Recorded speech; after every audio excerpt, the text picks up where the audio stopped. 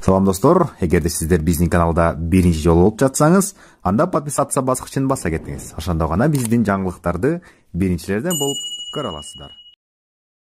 1xbet букмекерлик компаниясы Норузга карата жаңы акцияларды жүргүзүүдө. Бул акцияга катышуу үчүн сизден бир кадам. Балансыңызды толуктаңыз, андан соң акцияга катышыңыз. 1 евродон 300 еврого чейин утурган акчаңызды кайра кайтарып беришет. Бул жерден биз регистрацияны басып, регистрациядан өткөн соң 1x Money кейжи аркылуу арланга кайрылып балансыңыздарды толуктап алсаңыз болот. 1xbet ишенимдүү букмекер. Описаниедagi ссылка аркылуу өтүп, өз утушуңузга ээ болуңуз.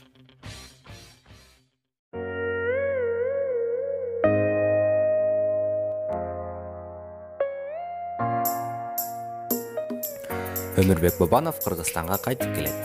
Республика Ата журт фракциясынын мурдагы лидери Өмүрбек Бабанов жакын арада Кыргызстанга келет.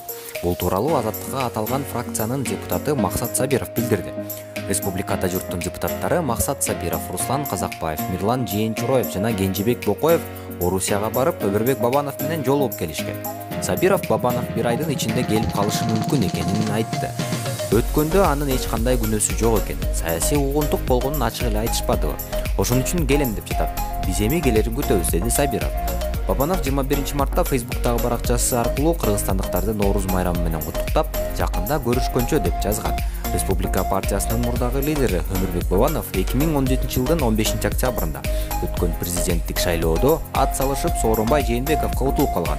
Ошол эле жылды 4 ноябрда анын шайлоонун үгүт өнүктүүнү эл алдында чыгып сүйлөгөн айрым сөздөрү конституциялык түзүлүшкө каршы келет деген негизде башкы прокуратура иш козгоп, материалдарды УКМКга өткөрүп берген.